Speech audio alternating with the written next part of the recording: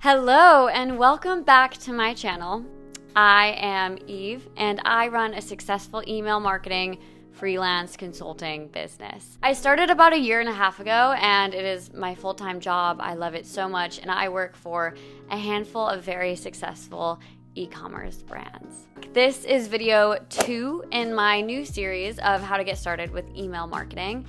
So if you haven't yet watched the last video and you are a beginner, please go ahead and watch that one. Otherwise, hello and welcome to this video.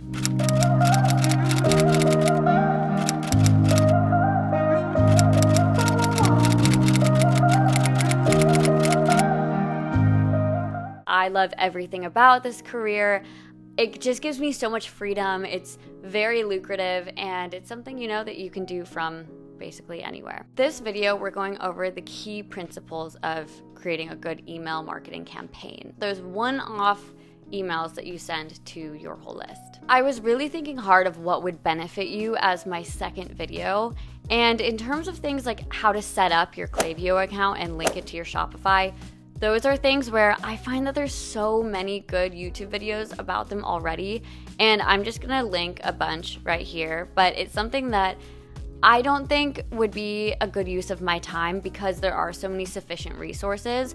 I more want to help you with the strategy side of things. I want to help you build a really successful email marketing career, and I want to teach you the basics for, the strategy as well as, growing your freelance marketing business. Join me in this video as we go over the key principles of building a successful email marketing campaign. We'll go over the following items in this video. Getting to know your audience so that you could be marketing successfully towards each group. The do's and don'ts of personalization in campaigns. Implementing effective subject lines and preview text. Providing valuable and relevant content. CTAs that cause consumers to take quick and effective action. Text size and imagery. The importance of backlinking all of your images and providing the underlying text. How to optimize your campaigns for both desktop and mobile views. A/B testing and how that can improve all of your efforts.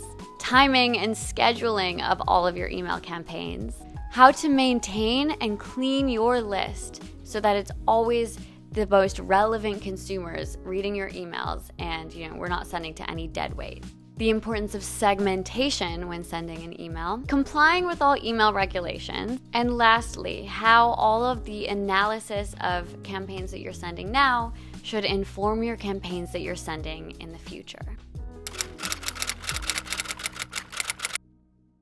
All right, so our first point is getting to know your audience. When you're getting to know a potential client, it's good to know whether they have an existing email marketing account and have efforts that they've previously done, or if they're starting fresh, because those are two very different things. Let's say that they're starting fresh and creating, an email strategy from scratch. The first thing is, do they have an existing list that they're able to upload and start marketing to? Like, have they been capturing emails some other way, getting consent from those people, and will you have a foundation of people to go off of? If they do have a list, what you're gonna do is you're going to send emails to that entire list for the first 3 months.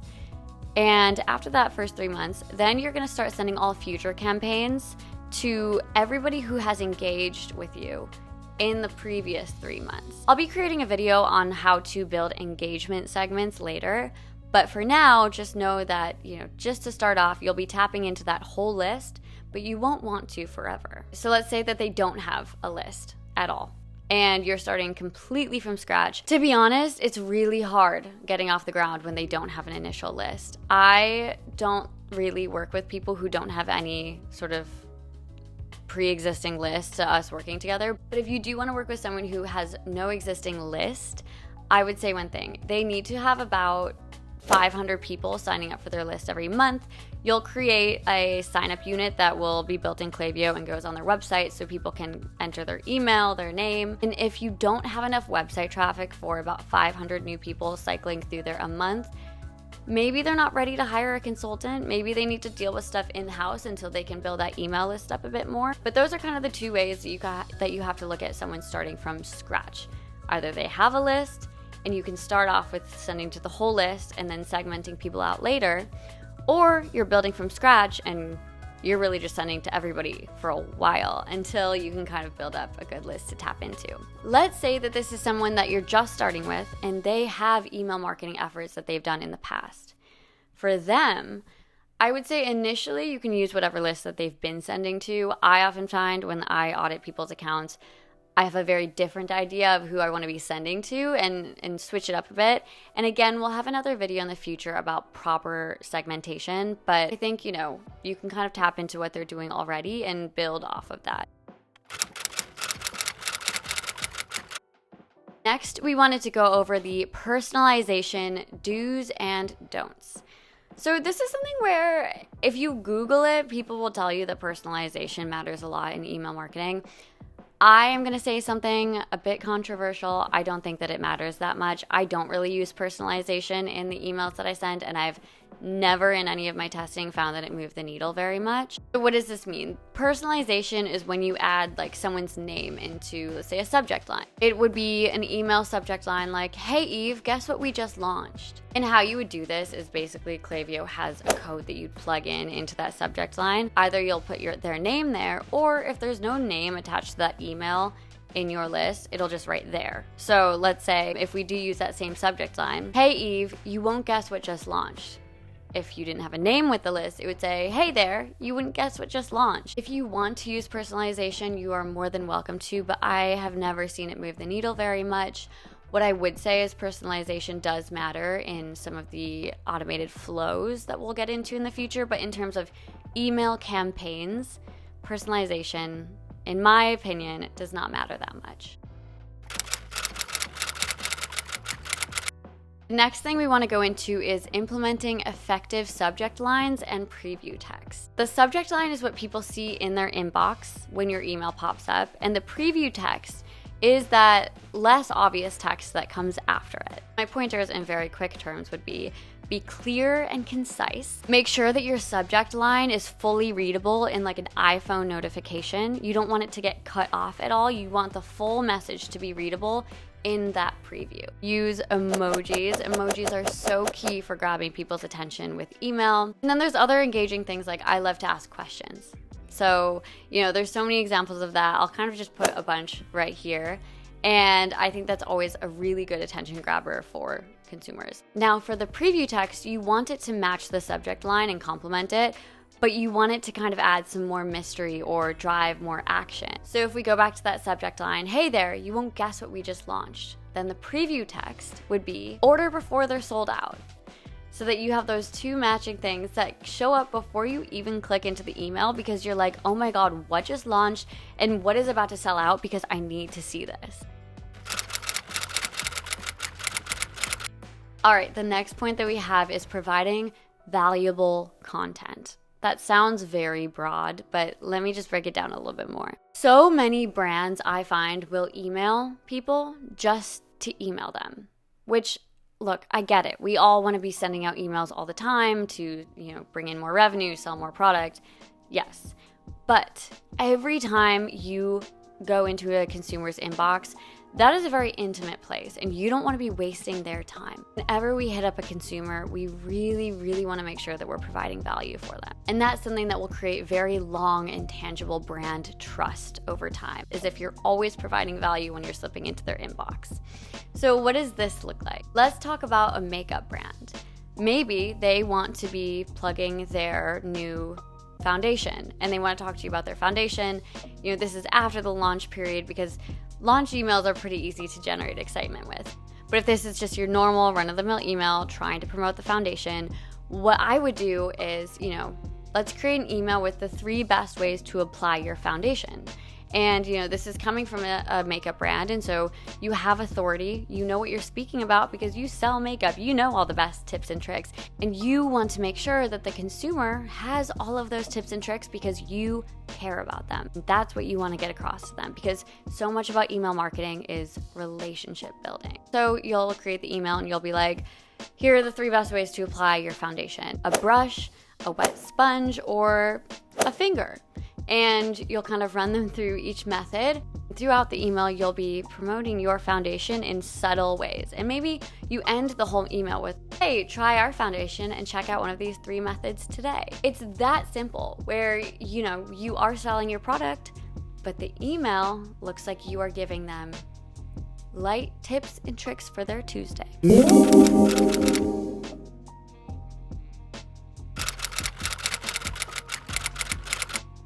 The next thing we want to go over are CTAs, and the most important CTAs that will get them to take quick action, and, you know, hopefully that will translate into a sale. You always want to have a few buttons throughout your email. You know, I love always having one kind of up at the top after the header and the subheader, you know, having one right where they can take action right away when they open your email. I think like the more important thing to talk about right now is, to have a few throughout the email, and then to have all of those CTAs say slightly different things. I find that some brands will just write like shop now for each of their buttons, but you want to kind of change it up. And so what does that look like? It'll be shop now, explore the collection, or take me there. You have all 3 of those in one email. And I think this is something where different CTAs will work better for different audiences. And so much of email marketing comes through testing along the way and implementing those learnings on the next campaigns. You'll always want to be kind of like switching out your CTAs, figuring out what works. And then, like I said, after a while, you'll have a pretty tried and true method down. Vary your CTAs, test your CTAs, and have quite a few throughout the email.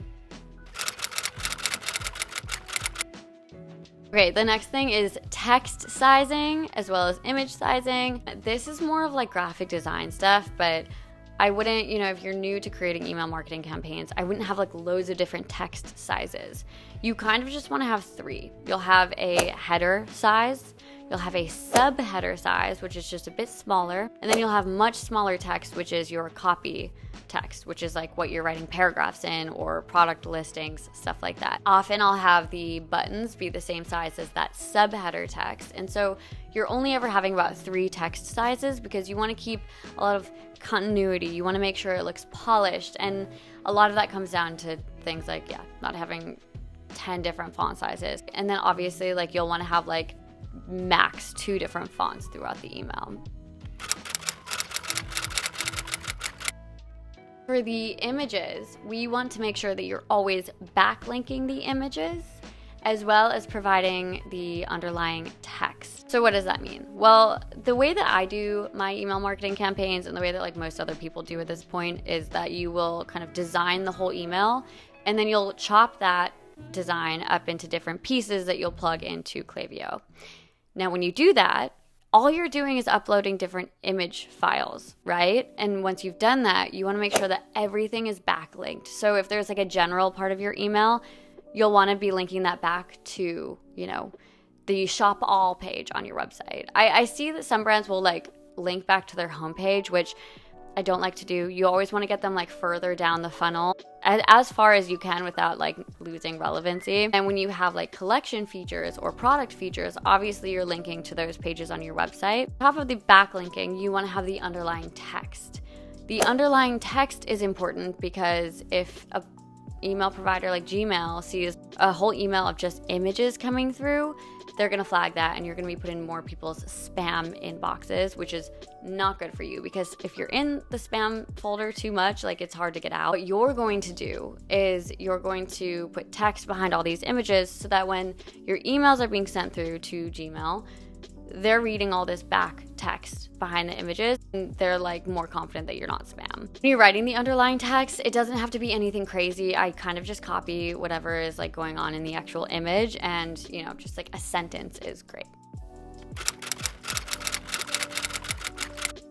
Now, how to optimize your campaigns for desktop and mobile. Emails show up very differently on desktop versus mobile, and what a lot of brands mistakenly do is they will create an email campaign for desktop, plug it into Klaviyo, and send that out as their main email, not really thinking about how a lot of people will look at it on their iPhone and not be able to see anything. Like the text will be so small for them. What I generally do is I will design a full email as the desktop version, and I'll get that approved by the client.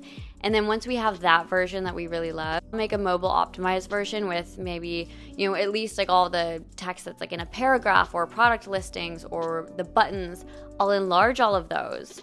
Sometimes all the other like images and everything don't need to be enlarged, but it's kind of up to you what you can plug your design into Klaviyo, send yourself a preview to your phone, and if anything is just like very unclear or doesn't immediately jump out, that's something that you'll want to enlarge for the mobile optimized one. And it's so key for every element in your email to immediately pop out, whether it's desktop or mobile. It's hard to create a version that is just like good for both of them, because obviously if you're making one that's great for mobile, then that would come off as way too big in desktop. It's very easy in Klaviyo to create different versions within the same campaign. This is one that like literally it makes all the difference. It makes all the difference, because if people are getting your campaigns and unable to read them, why did you even send them the campaign at all? Most people read emails on their phones now anyway. I mean, it depends on the market that you're working within and the different consumers, but so many people are reading their emails like exclusively on their iPhones now. So you need to be optimized for mobile. Next, let's talk about A/B testing. I won't go too much into this, but A/B testing has been instrumental in helping me find what exactly is effective for every different brand in terms of what I'm saying to them, when I'm saying it, all of that. A/B testing is basically sending out two different versions of the same email. You'll send this to a smaller group, like let's say you choose 40% of your list. Then you will send the two different versions out to 20% and then the other version to 20% of your list.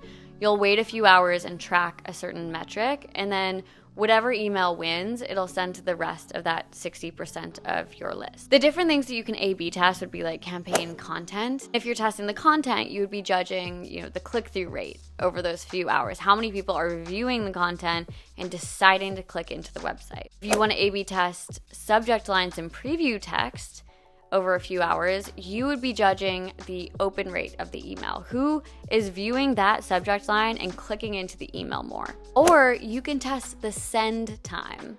And with the send time, there's a lot more that you can track. With A/B testing, you have to pick one metric, but with the send time, I mean, you can do it by purchases. I probably would do it by purchases, but you can do it by open rate, click-through rate. Send time is a lot more broad, I would say, whereas the other ones have very clear metrics. That kind of brings me into the next point, which is the timing and scheduling of an email campaign. This, again, is so, so, so important to having an effective email campaign. Every client is going to be a little bit different. Industry standard for like good days are Tuesday and Thursday, but I have some random clients where, a Friday is best for them or a Sunday is best for them. And that's kind of something that, again, you're just going to have to test and find out. But if we're just talking about, getting started and going by industry standard, Tuesday, Thursday, those are great days for sending emails. And then, in terms of time, I tend to find that like 10 a.m. to 11:30 Eastern is great. You can also send by people's location if you have more of an international list. If you want to make sure that, people on the West Coast are getting it at 10 and people in New York are getting it at 10, you can always send it by recipient location. Just speaking a little bit more plainly, 10 to 11:30 Eastern always has been great for me. And then 5 to 7 p.m. Eastern, that's another great time that people tend to agree on. But again, I have one client where 9 p.m. is their like jackpot time. So much of this comes down to testing, and I hope you're getting that now. Next, we're talking about maintaining a clean sending list and how important that is. So this is something, again, segmentation and list cleaning is something I have to do a whole other video on. But just know that like you do have to be cleaning your list every so often. Otherwise, you'll have people who are just dead weight and throwing off your email metrics. This is also important because you can get flagged as spam and have a bad sender reputation if you are not regularly cleaning your list and sending to relevant people.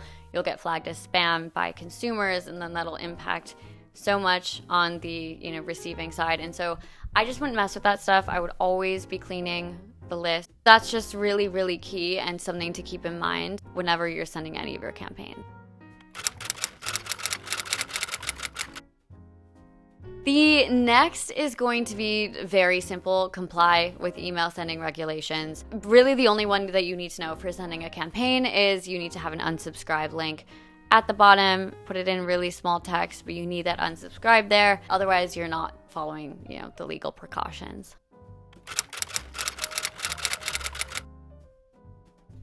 All right, we've got one more point. So this last point is one of the most important that we will cover today. You want all of your analytics from all of your campaigns that you're sending now to inform all future campaigns. So much of like what I've talked about in this video and in so many other videos is testing, learning, because there's a lot that, like I said, our industry standard, our best practices, but you will learn what's best for your brand, and that is your job. Everything you're sending out is a building block for, creating even better campaigns and even better campaigns. Don't get lazy with your content creation or just send out templates all the time. You consistently need to be innovating and evolving in your communications with the consumer, because the brand you're working for is always evolving. The consumers are constantly evolving. The branding marketplace is always evolving. And so you need to be keeping up. You need to be one step ahead of people, actually.